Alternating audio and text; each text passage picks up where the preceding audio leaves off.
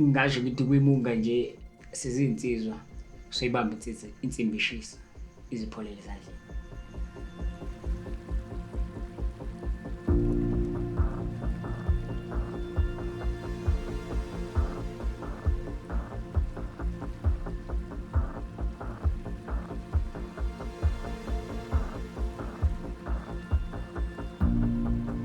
If you're riding the bike, you must know that you're a soldier. Yeah, igama lami nguSithembiso Masango, ngiphuma eKZN Quasemane. If you're still alive, you have to go to fight. If you're a cyclist, you're taking a race as a challenge to you, as a fight that you have to make it. Starting cycling in 2013, but before I'm starting racing serious, and there was situations that was very tough to me.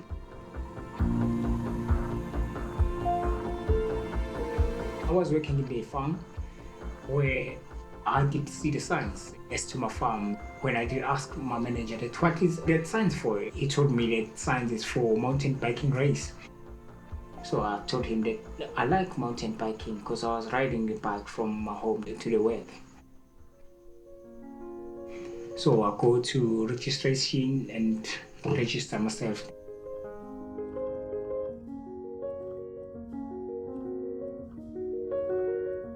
It was my first race. It was 40 kilometers. I went there with the old bike and I was racing with the road bike in the mountain bike route. It was very funny because I was using a wrong bike in the wrong route. And I think I started to get a problem about 25 kilometers.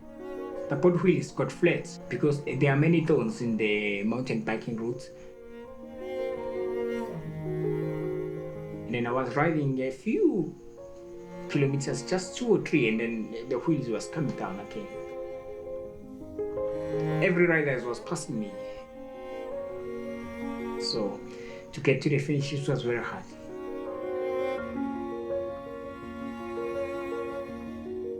The sweeper on that time, it was Sky Milestone. He did see me there, and then he did help me to get my bike fixed and go to the finish. So I was the last guy on that day. Yeah, everybody did beat me.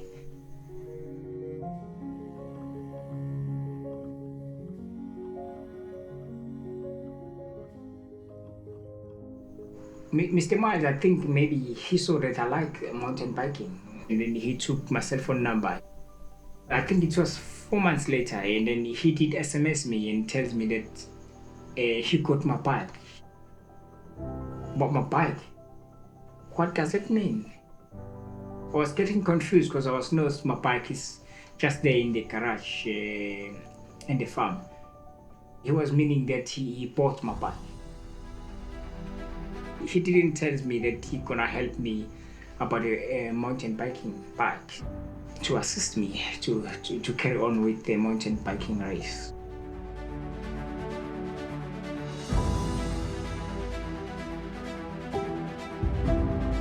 He said, it's your bike, you have to carry on with your racing. He said, I saw you that you got a passion on mountain biking, so I need you to carry on. Hey, I was really excited on that day. I was very happy. It was my first time even to get a new bike. So, hey, really, I was doing everything that you can think if you are happy. Yeah.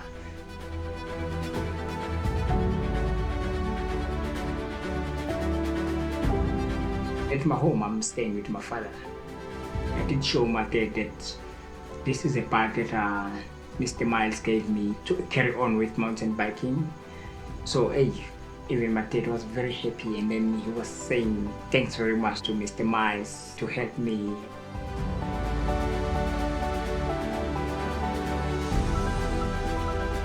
It was a very nice day for family.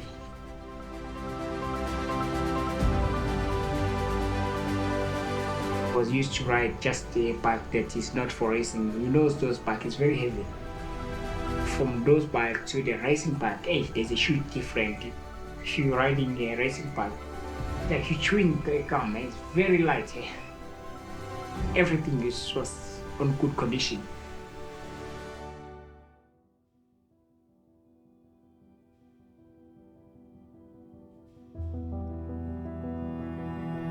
I was necessary to ride back to the farm where I was working.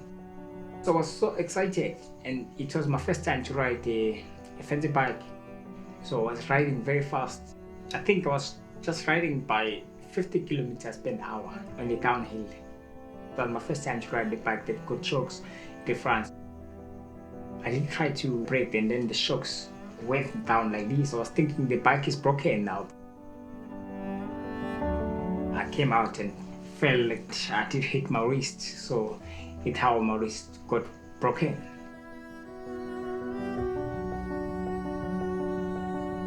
It's how did I stop working in the farm.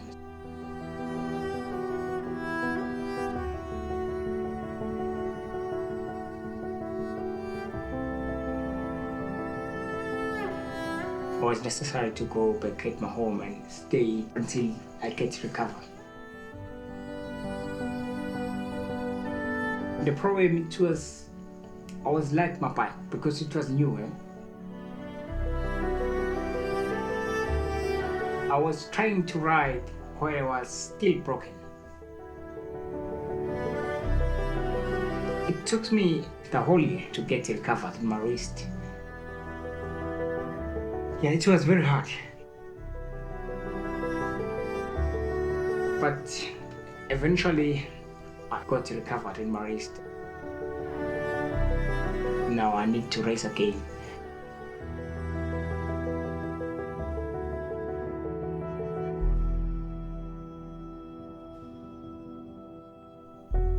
I was trying to get Mr. Miles to tell him that, Mr. Miles, now I'm fine. I need to go back to the races. I heard that he got sick seriously. Hey, I was so sad. I was crying sometimes, yeah, before I sleep.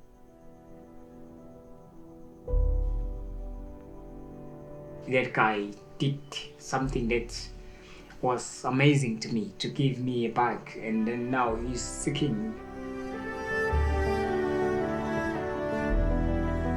Hey, my heart was so painful. I was crying and praying for him to get better soon. It took a long period of time to get him recovered. I'm also thanks God because he's still alive.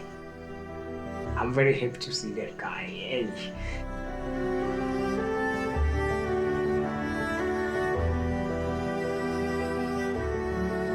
I was need to go and carry on with mountain bike racing, but Mr. Miles was taking seriously.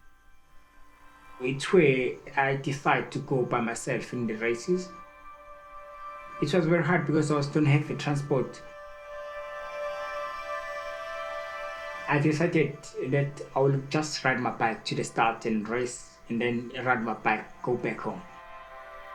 I have to ride 30 kilometers to the race without juice, with no energy gels, with no energy bars. It was very hard. I was looking for help. Nobody was helping me because other people don't understand cycling in my area.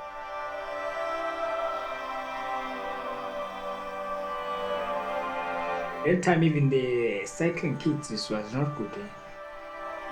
And the bike doesn't get serviced. There was nobody who was helping me. Cycling is a sport that I like, but it's expensive.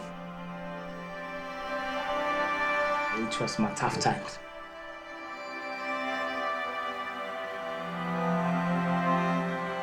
Yes, it was 30 grants. It's there in Habit. I did ride there to the start and race 60 kilometers. Each way did I see Martin Dreyer. He saw that I got a passion in mountain biking, but the problem I don't have the equipment for doing mountain biking. He said, hey, I see you are interested in cycling. Martin, on that time, he just got 10 guys in his Changing Life Academy. So Martin did start to help me. He said, no, Sithembiso, I can help you. I can do your entries for you, can arrange your transport for you. Martin Dreyer is amazing person because if you're talking to him, he can listen to you and he can try to help you. And then I did tell him my story.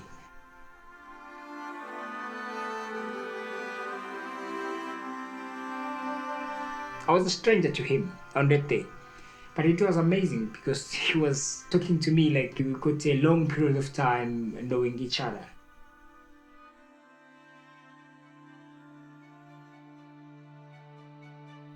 There's a guy who's called John Dilly. He started to race Munga in 2015. He won the overall.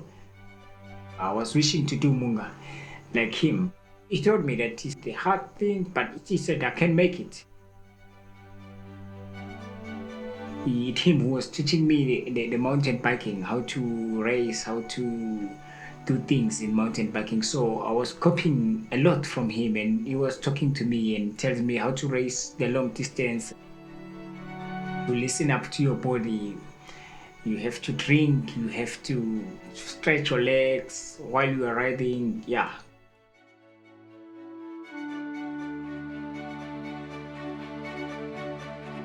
Munga training is very different. You mustn't ride too fast when you're starting the Munga training. You're gonna end up doesn't like to go to train because your body will feel pains. So I would say if you're starting the Munga training, it's very important to start it slowly. Ride a long distance, but ride slowly.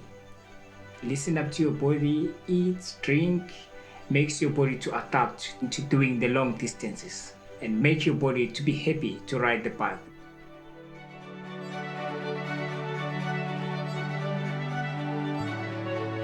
I started in 2016 to ride the Munga. I had been riding 4 times.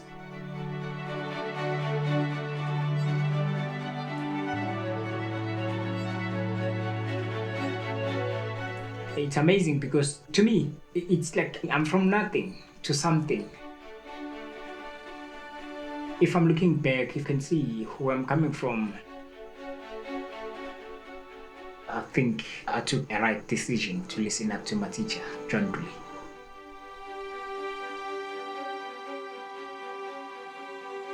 You can do Munga many years, but you experience different things each and every year.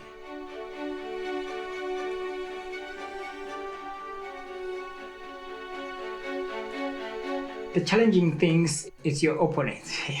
Like if you know the people who are chasing you, because you doesn't get a space to breathe there. You can't get a chance to rest. I used to get tired in the middle of the race, and the body is telling me that it needs food, needs something to drink. I have to listen to my body. If my body tells me that no, you mustn't push hard, I mustn't push hard because there's still many kilometers to come. Make your body to be happy to ride the bike, because once you ride hard on the first day and then on the next day your body can say no, I don't like that thing is hitting me.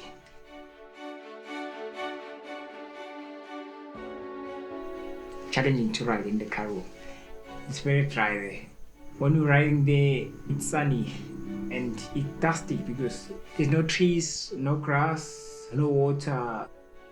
You have to make sure really that you are listening up to your body. If it says you need water, you must try to get water as much as possible to make sure that it doesn't dehydrate.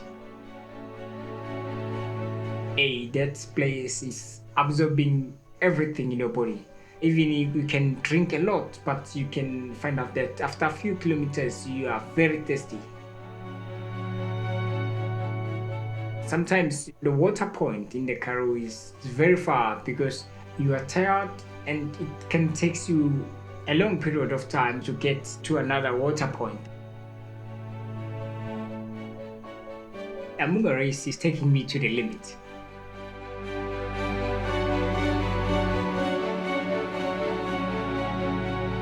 When I'm starting to get to the second half of the race, It's where you can start to see things that doesn't exist, like rhinos and lions, because your mind is tired. You didn't sleep well the night before.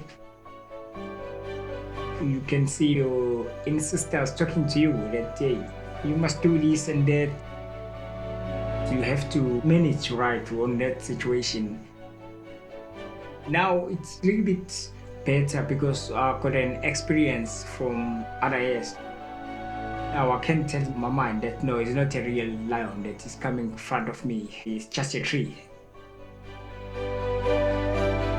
Sometimes you even opposing the government. If the government says in 800 meters, 10 left, you can say, no, I know the route, I have to shoot straight. Even if it baby just brr, brr, hey, you say no, hey, you lying. I know it's the route. And yeah, you end up getting lost. The bike that I'm riding now in the Munga is Kanode, this couple. His nickname is Petobafas. Yeah, it means the women's, they're ruling the country. When you're riding the Munga, there's sometimes where you can ride alone, about 50 kilometers, about 100 kilometers, so you have to motivate yourself. You have to tell yourself that I can make it. Yes, I'm here alone, I'm riding in the place that is my first time to ride on it, but I can make it. It's your mind. It tells you that you can do better than what you did on last time.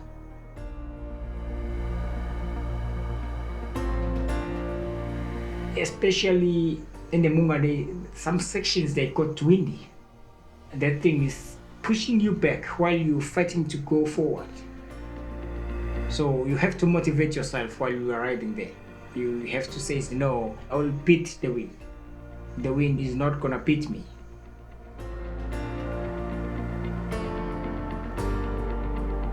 So that is very important, to motivate yourself.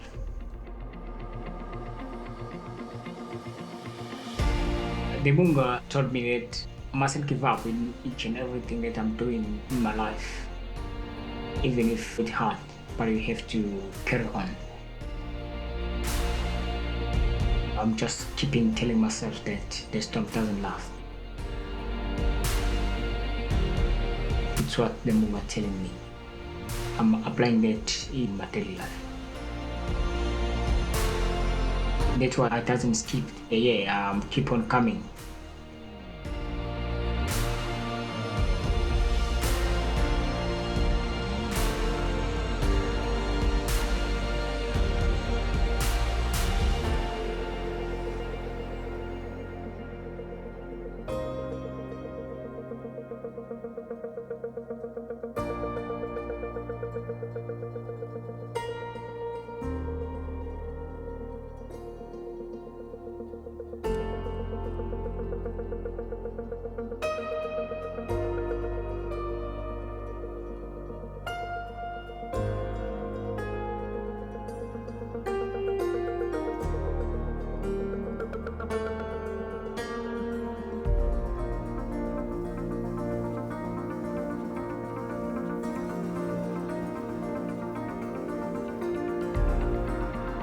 Yeah, sengiyiphetha nje imbenge, ngizocela ukubonga kakhulu indawo yakwela kithi Quasemane, ngibonge nazo zonke nje indawo engijima kuzona.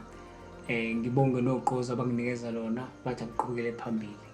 Ngizobonga nje ngithi Quasemane, Kondwedwe, Konyavu, Emalangeni, zonke lezo ndawo ngiyabonga kakhulu, futhi ngibonge nenhlonipho abanginikeza zona uma ngishova. Bahlonipha ibhayisikili. Ngiyabonga.